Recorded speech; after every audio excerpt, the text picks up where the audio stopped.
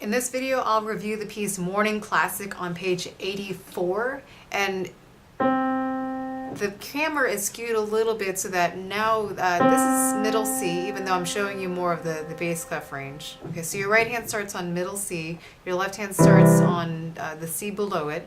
I'm going to play through the entire song first.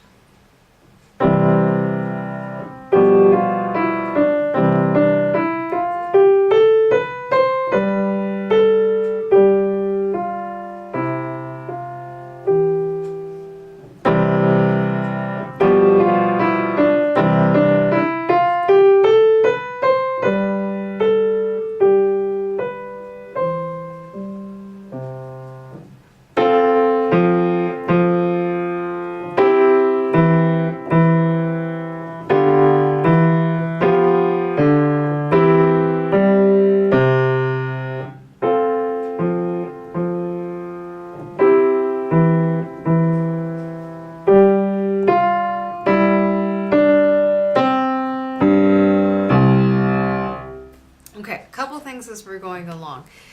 First, make sure your left hand is comfortable with these chords, the C chord, the G7 chord, and the C chord. Your right hand has a lot more chords to play towards in the B section, third and fourth lines. You start off in measure 9 with an F chord, C, F, A. You have the C chord in measure 10, and then you get the G7 chord in measure 11. So make sure your left hand is equally comfortable going between these chords first. And break up your practice. Let's concentrate on the A section first. Okay, if you notice, you have a scale in measure 2. So make sure you're utilizing your scale fingering to make that easier on yourself. Here are the first two measures of the piece again. And I'm going to count out loud slowly so you can hear me counting the eighth notes, even though I'm not playing them on the beginning of the song, on the half notes. 1 and 2 and 3 and 4 and 1 and 2 and 3 and 4 and 1 and 2 and 3 and 4 and... Now there's a lot in there just by itself, and if you're struggling with even just that much, don't go any further until you can clean up your rhythms in your notes. Make sure you're counting 1 and 2 and 3. Hold that first half note for an entire 2 beats. And then get ready because your eighth notes just don't stop for the next couple of beats. 1 and 2 and 3 and 4 and 1 and 2. And I stop there because make sure your left hand releases that C chord in measure 2. Don't hold the chord for the entire scale. It sounds okay, but make sure you're actually observing those rests in measure 2. Here are those first two measures again. 1 and 2 and 3 and 4 and 1 and 2 and 3 and 4 and 1 and 2 and 3 and 4 and notice the second line starts off the exact same way, just a little bit louder. So you're doing all that work and you'll have the first two lines, the first two measures in both lines covered.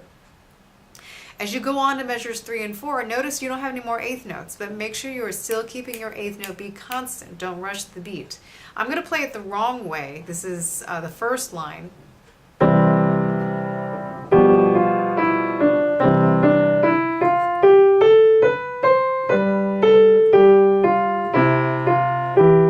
What happened there is all of a sudden in measure 3, by not counting my eighth notes, I actually sped up my beat overall quite a bit. So make sure that even though you don't have eighth notes, you're still counting the eighth note pulse. I'm going to do it again correctly.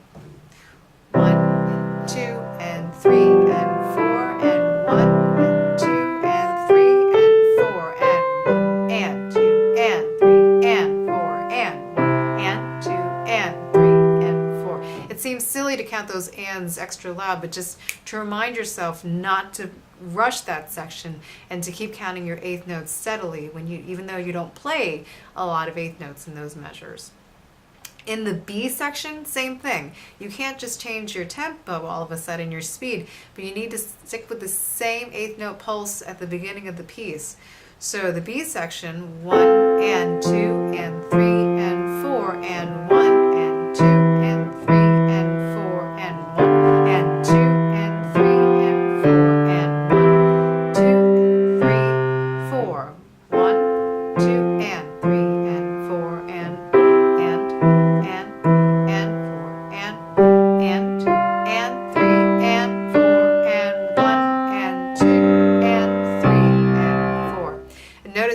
I'm slowing down towards the end, I'm still counting those ands, so I know I'm absolutely holding out those quarter notes for their full value, and the half notes and the whole notes. So never stop counting your ands if you have eighth notes in a piece.